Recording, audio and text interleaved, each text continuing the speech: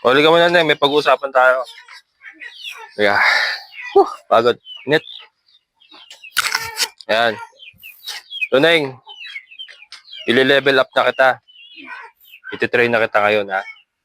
Kung papakain tayo, ikaw ang gagawa. Iti-train kita. Tapos, pag umaga, ikaw na magpapakain pag wala pa ako. Pag hapon ako, umaga ikaw. Tapos, ganito mangyari sa rate natin. Kasi, kunyari, wala na tayong construction, ang gagawin mo na lang magpapakain sa umaga, saka sa hapon, tapos imimintin mo yung kalinisan ng mini farm natin, mga baso-basura, yung kulungan, dakot-dakot tae, hugas-hugas yung kanal, ganun. Yun yung mga trabaho mo. Siyempre yung bantay. Tapos, yun, suga-suga ng kambing. In short, ikaw na yung magiging official na caretaker ko. Iti-trade na kita. Ayun, kasi ang rate pagka ganun, wala tayong construction, 300 per day.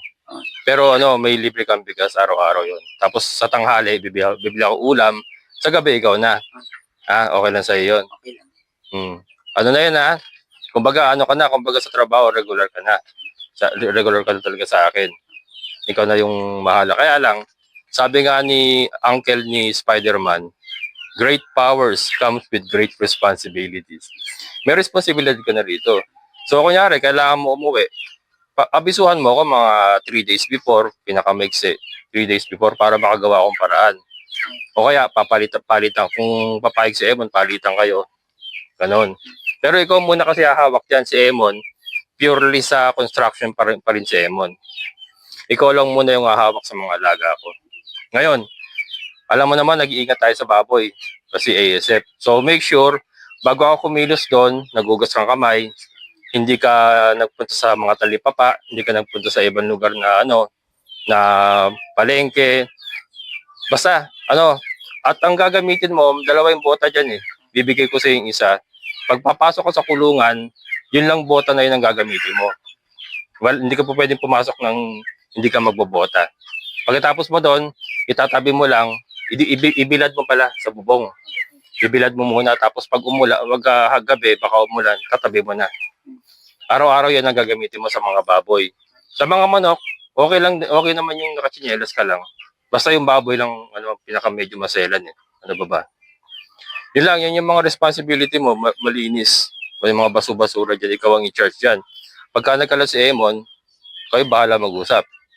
Pagsabihan mo na lang na dapat yung So ngayon, since may bamboo pa tayong kukunin dyan, pero magpapakain ka na ngayon, ang ibabayad ko pa rin sa'yo ngayon, construction rate pa rin. Kasi training pa lang. Oo. Mas malaki na may bayad sa construction, di ba? 600 ka dun eh. Ay mga kabukas, kasi pag construction sila, construction rate, 600 per day sila. Tapos may pagkain, may lunch. Pagka purely dito na lang sa farm, alaga-alaga, linis-linis, 300 per day, may pagkain din. Ganun. So, mas malaki yung rate nila pag construction. Kasi, yun eh, kumbaga maghapon ka nun eh. Sa pag-aalaga naman, pag tapos ka na sa umaga, nakapaglinis ka na, pwede ka na magpahinga-pahinga, hapon ka na uli. Ganun, di ba? Anong oras sa hapon niya? Mga 3 or 4 ang pakain? Ang pagpapakain mo sa umaga, kailangan mga alas 7, kung ano na yan. Hanggat maaari mga 6:30, nagpapakain ka na. Para alas 8, nakakain na silang lahat. Dapat. Unahin mo, ititrain naman kita, baboy, manok, tapos yung kambing. Paikot-ikot lang yan. Yun at yun yung gagawin mo. Ngayon yung gagawin natin ngayon. Pero sinasabi ko lang sa iyo yung mga yung pay package nga natin, yung 300 per day tayo. Pag purely alaga ka lang, walang construction. Sige.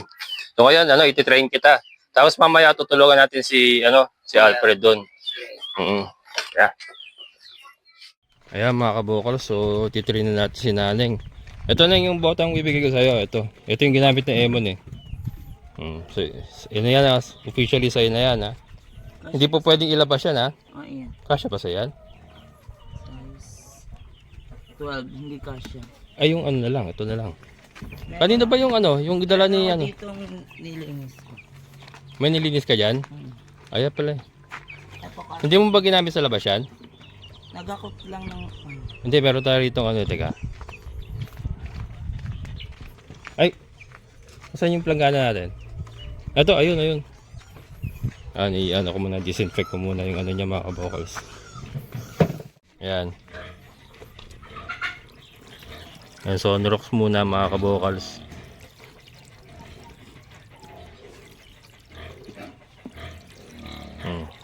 Sanitize mo muna. Tapos, alagaan mo na yung bota na yan, hindi mo na ilalabas ha. Ibibilad mo sa, pagkatapos mong gamitin, bibilad mo dito sa mayero. Yan. Sige, ano mo pati yung mga gilid, gusayin mo. Yan. Kasi nailabas mo yan eh. Yan mga kabokal. So yun ang magiging niya, pang loob niya sa kulungan ng baboy. And then pagkatapos niyang gamitin, ibibilad dito. Ayan o. Yung ahas natin o. Ibibilad dito. Ganun kasi ginagawa ko pagkatapos kong gamitin tong bota ko. Ayan o. Ibinibilad ko sa mayero para masanitize din siya. Tapos tinatabi ko na lang sa hapon or pagka umulan para hindi mabasa.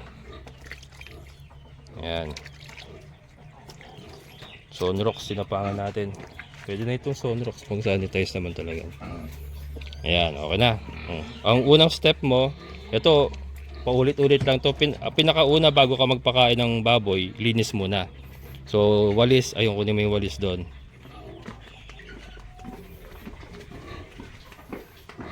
Wawalisin mo lang naman yung katulad ng ginagawa ko. Ayan, ipapasok ka dito. Unahin mo yung maliliit. Ayan. Ay, babaldihan mo pala yan. Ayun, kunin mo yung baldi ron. Itong may mga biik, babaldihan mo yan kasi messy sila eh. Messy yan eh. Ayan.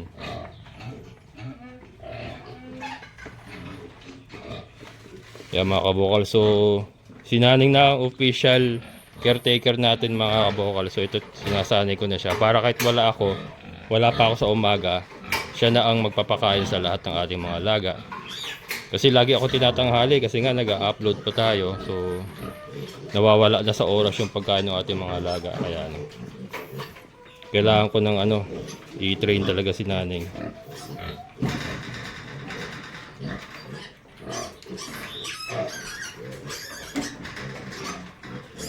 Yan.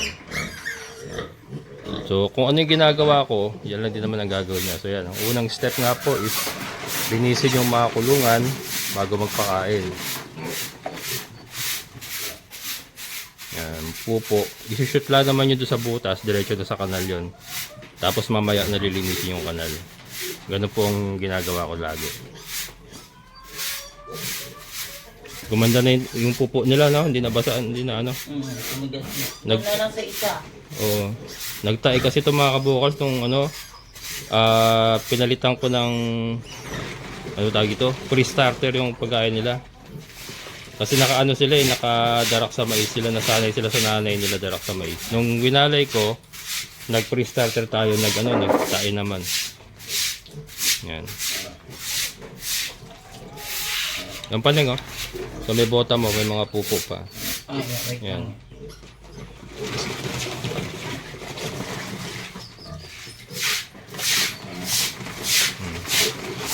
Yan. Yan paring ato. Malapit na to, linggo. Dadaling ko na yung sayo rito. Yan, meron na po si paring ato rito yung kakilala po natin sa San Jose na tricycle driver sa Briatoda. Meron po siyang isang babae dyan. Dadaling ko na sa linggo yun. Dagol! Ayos pa tayo dyan, brother. Ito na ang bagong tagapag-alaga mo. Hindi. Hindi, ayun si Dagol, hindi niya kaya handle na mag-isa yan. Dalawa pa rin kami dyan pag or tatlo kami na naglalabas.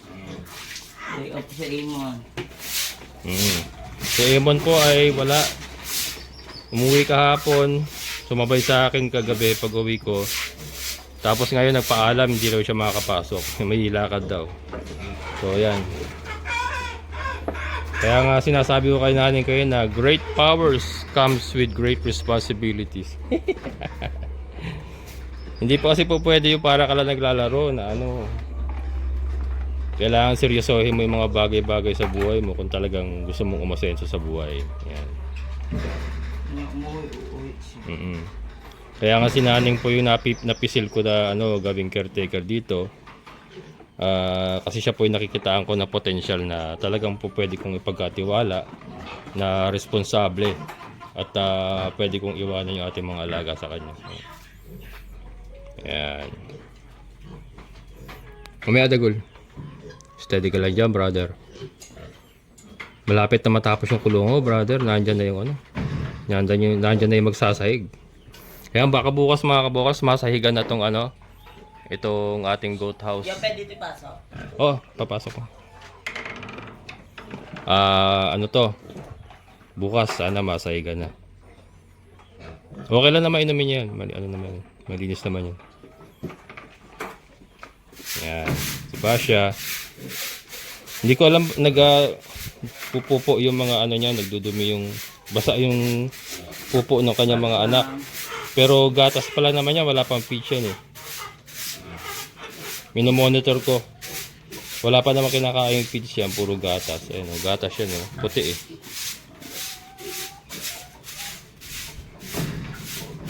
Pinaliguan ko nga kahapon to kasi baka kako mainit yung katawan niya. Sobrang init yung katawan niya.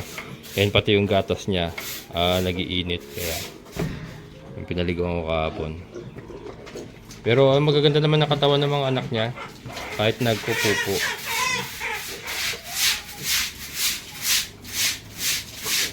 Kailangan ko paghiwa-hiwalay yung ano, yung dong xiaobo mga kabokals. Ito.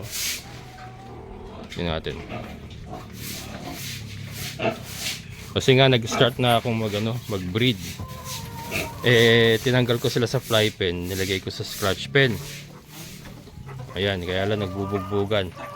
Ihiwalay ko mamaya, lalagyan nila sa kulungan yung isa. Ihiwalay ko na nga.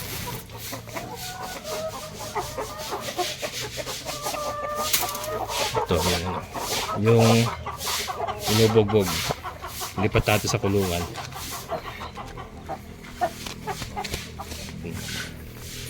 Ito muna siya. Habang ano,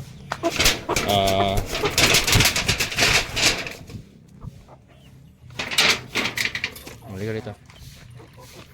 Dito ka muna. Ayan. Tulong ko muna mga kabukals kasi binubugbog siya ron. Ayan. Tuloy tayo sa training.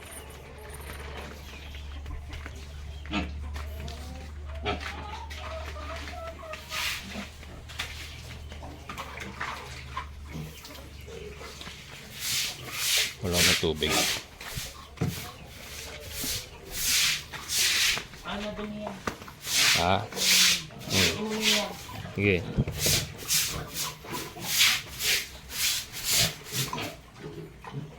Yan, ang maganda rito, since si Naning na ang official nga na ano, pag wala silang construction, tuloy-tuloy yung sweldo niya. Kasi kumbaga ano lang yon, pag wala silang gawa sa construction, lilipat lang siya sa caretaker rate na 300 per day para ganun mangyayari. Si Emon, food allowance pagka walang construction. Magiging food allowance na si Emon.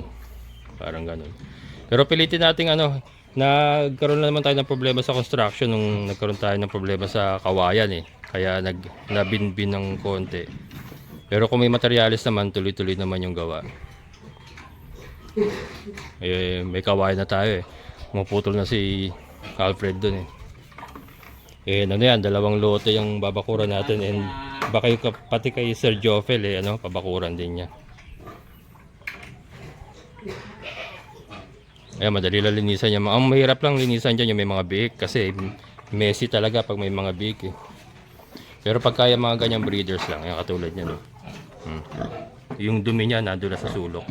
Pag biik kasi kalat-kalat talaga yung yung dumi niya. And ito lang ang pinakamahirap dito na yung baboy. Kasi yung mga manok, papakainin mo lang yan eh. Wala ka na masyadong lilinisin dyan eh. Ito lang talaga yung baboy. Ayan. Kimberly, buntis ka na Kimberly? Buntis na Kimberly ko? Kimberly.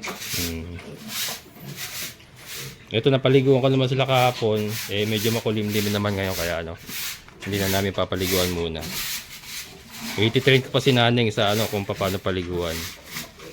So ito lang munang ano ang ituturo ko sa kanya ngayon, yung paglilinis. Ayan. Medyo ano yan, mga ilang araw ko sasanayin to si Naneng para maituro ko lahat. And then para ano, pwede talaga siyang iwanan dito. Kasi para ano, mga bukas, gusto ko rin magpahinga minsan. Gusto ko ma-absent eh, ha? Hindi ako maka-absent eh. Eh ngayon pag nasanay ko na si Naneng, pwede na ako ma-absent pa minsan-minsan, di ba? Mahirap din bumiyahe, 1 oras biyahe, araw, ano, papunta, 1 oras, pabalik, 1 oras, pag traffic, o 1 kalahati.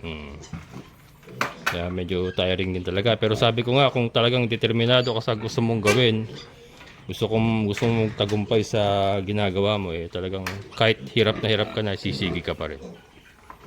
Yun yung lagi kong sinasabi sa sarili ko. At yun din yung tinuturo ko lang Naneng, kasi hindi naman sila habang buhay na ganyan lang. Balang araw eh aasenso rin sila. So yun ang ano, yun ang gusto kong ipaunawa sa kanila. Hindi habang buhay na ganyan lang kayo.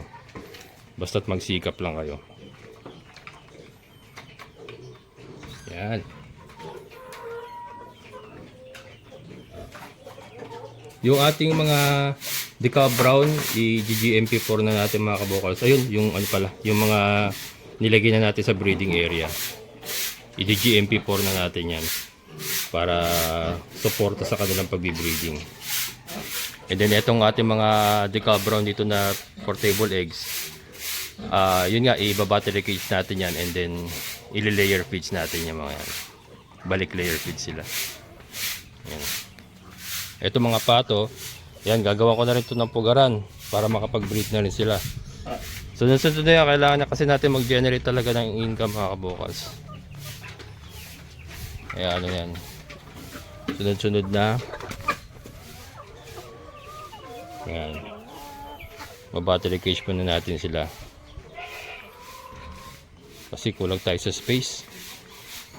May nakausap na ako kanina. Free installation, taga Bustos, Bulacan. 15k yung for pang 100 heads. 15k. Tapos plus 800 na parang shipping fee. Oo ka na. And then ano, ang tawag dito, libre yung installation. Sila na mag-install. Okay. Yan. Tay kay Bardabol. Yan si Kanor, medyo messy din yan eh. Pero ang pupo niya tuyo, hindi ano basa. Yun ang mga ano yun, yung mga ngagat. Hindi. Ano yan? Hindi naman siya nangagat. Kaya lang ano, minsan yung harot niya, yun yung ingatan mo. Pero pag pumalag ka naman ano na, hindi na siya, lalayo na siya. Ay! Mabait yan si Kanor. Ano? Pakibait niya ni Kanor. Mga kabokals. Ang ganda ng kulay ni Kanor. Itim na itim. Kaya lang haba na ng pangil. Kanor! Ayun. Ka na! Hindi yan ganyan lang yan. Dilinis lang. Kanor! Bait yan. Dilinis. Ano didinisan mo araw-araw. Kaya kilalanin mo na ako. Makakilala ka rin yan. Kaya si Kanor mga kabukals. Yan ang bagong mga kasama, Kanor. Gutom ka na, Kanor? Gutom ka na? Gutom na, Kanor ka? Ano? Hindi. Gutom na, Kanor ka? Gutom na, Kanor ka? Hindi, kakain na ikaw. Kakain na ikaw. Tuloy nga pangil mo. Look at that teeth. Puro tartar. Puro tartar.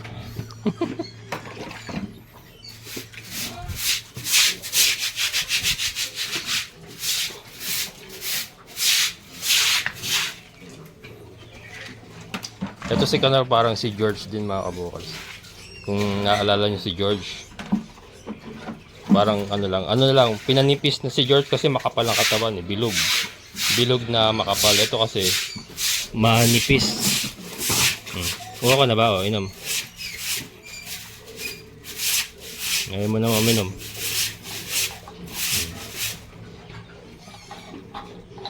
Wow na pala. Okay, nakakain na. Tama na. Ikunin mo na. Ayan, kakain na. Saan mo nilagay yun? Ayan, doon pala yung dala. Timbang ka ng 1 kalahati. Lagay mo dun sa ano.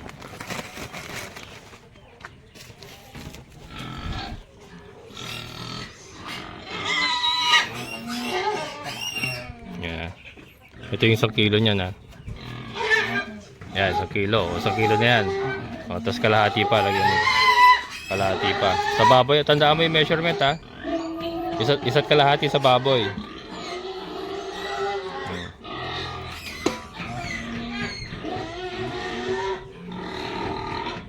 Madami yan.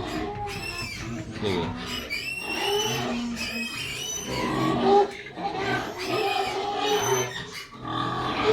Sobra. Sobra. Dito ang kalahati dito sa gitna.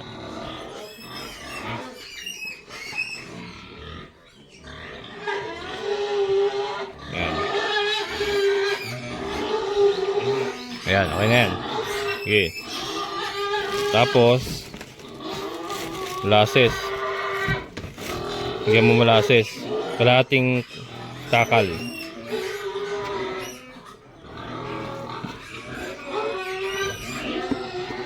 Yan. Isahod mo yung takip pag sige, sasakop. Kalahati, yung kalahati niyan. Sige, bawas pa. Sige pa, konti. Yan. Sahod tapos lagay. Yan. Oh, okay na. Okay na yan. Balik mo na. Kailangan tatakpo mabuti ha.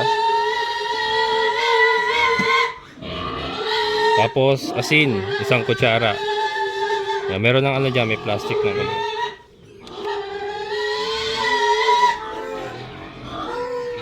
Yan. Ayan, okay na yan. Tapos lalagyan mo tubig, pupunuin mo.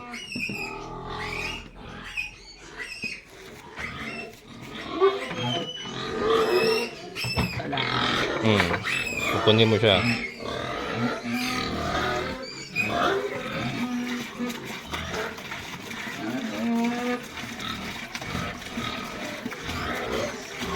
Kaya mga kabukas, usually kasi 2 kilong darak sa mais nilalagay ko. Kaya lang, hindi masyadong nagkakain si Tricia kasi ano, standing heat. Kaya nasasayang lang, kaya 1 kalahati lang. Sige pa. Punin mo yan. Yan. Yan, mga ganyan. Sige. Saluhin mo na.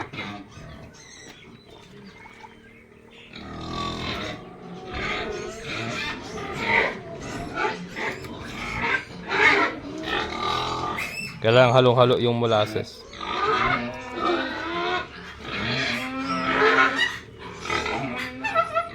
Pagka medyo umusbong na yung mga Madre de Agua natin mga kabukal. So, pag may Madre de Agua na tayo, may halo na yung Madre de Agua na.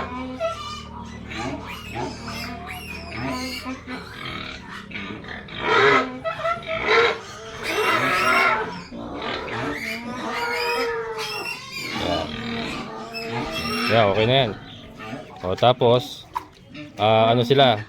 Tagtatatlong takal sila. Mag-upisa ka dun kay ano. Mag-upisa ka dun kay Basya. Andi, sige, lagay mo na doon.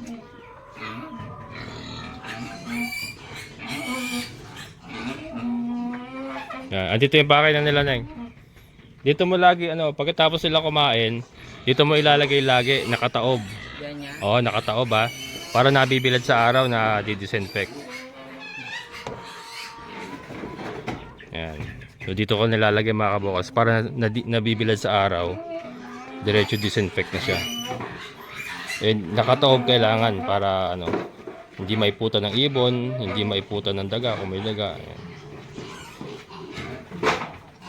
Yan. So, bigyan mo na siya ng... Hindi, ano, halukayin mo. Yan, halukayin mo para yung darak sa mais madala.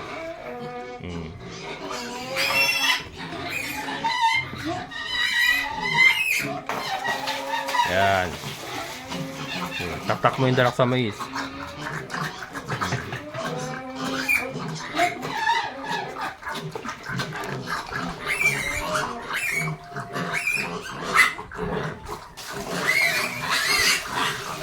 Yan. Tatlo. Tapos, tagtatatlo sila. Tapos, pag may natira, babalik ka dito.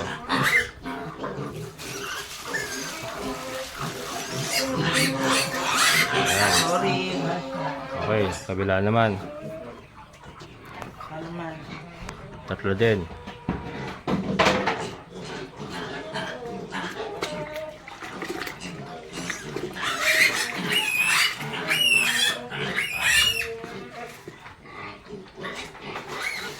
Yung dalawa na yun ang pinakamalakas kumain sa kanila. Yung isa parang hindi nagkakain. O ano naglalandi eh.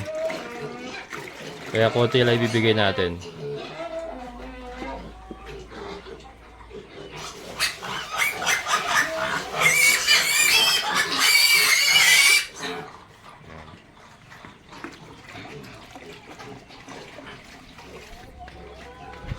Ito molasses pa rin to. Shoutout kay Sir Roland. Roland Kuwa. Yan, kasama po yan ng incubator na ibinigay niya sa akin. Binigyan tayo ng 2 Wilkins, 3 Wilkins na molasses. Ayan. Yan para sa manok naman yan.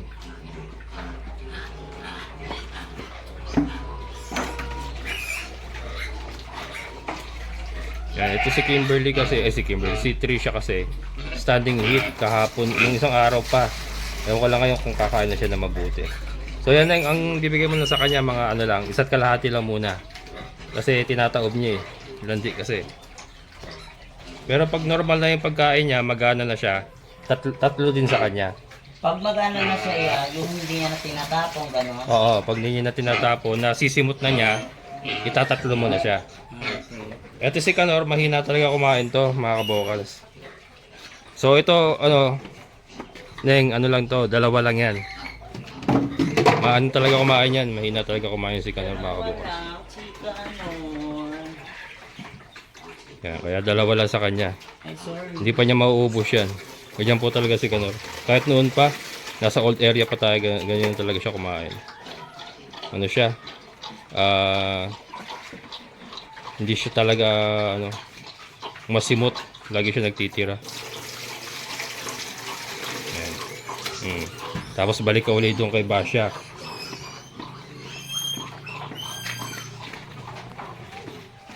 Ayan.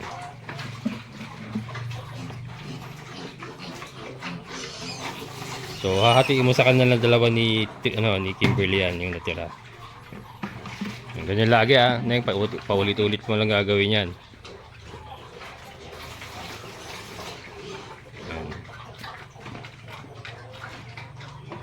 Pag may anak, madami na. Oo, kasi nagpapadede yan eh. Anak siya. Okay, taktak mo yung mais. Yan. Pati tenga, meron na. Okay lang yan. Tapos, kunin mo yung pakay na ng mga biik. Ayan. Ito, nakabilad din. Kukuha ka ng 1/4 na darak sa mais. 1/4.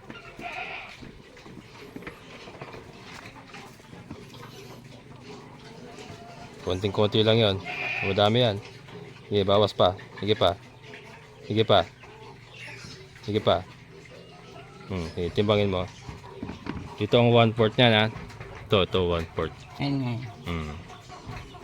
Sa baboy isa. Ayan. Pwede na yan. Sige. Lagay mo doon sa Dito. Tapos lalagyan mo ng 3 dakot na na feeds. Ayun. Malalaki yan. Isa to 1/4 na dito. Ha? Kaninang kinilo natin, isa to 1/4. Hindi, 1 kalahati. Oo. Sa malalaki, 1 kalahati. Ito, 1/4 lang to. Tapos mga 3 dakot lang ganyan. Kaya laki na kamay mo eh. Laki na kamay niya. Nga, tingnan natin yung dakot mo. Sige, 3. Okay na pala yan. Sige, ganyan. Ayan, okay na yan. Sige, tara mo na ulit. Tapos lalagyan mo tubig.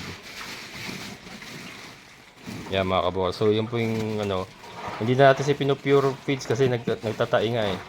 Pinahalo ako pa rin ng dalak. Binalik ko sa may halong dalak sa mais. Yan, lalagyan ng tubig.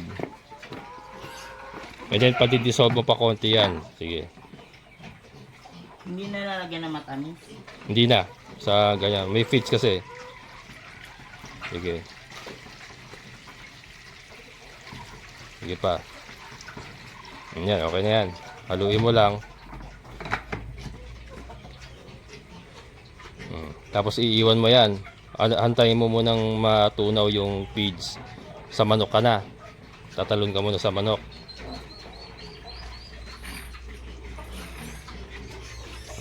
Tabi mo lang muna yan. Tapos kunin mo yung itim na balde. Hindi mo po pwedeng gamitin yung balding puti sa manok ha. Itong balding itim sa manok. Lang yung Pambaboy lang yung puti na yan. Yan mga kabokals. Sa baboy lang kasi yan puti na yan. Hindi natin ginagamit sa sa iba.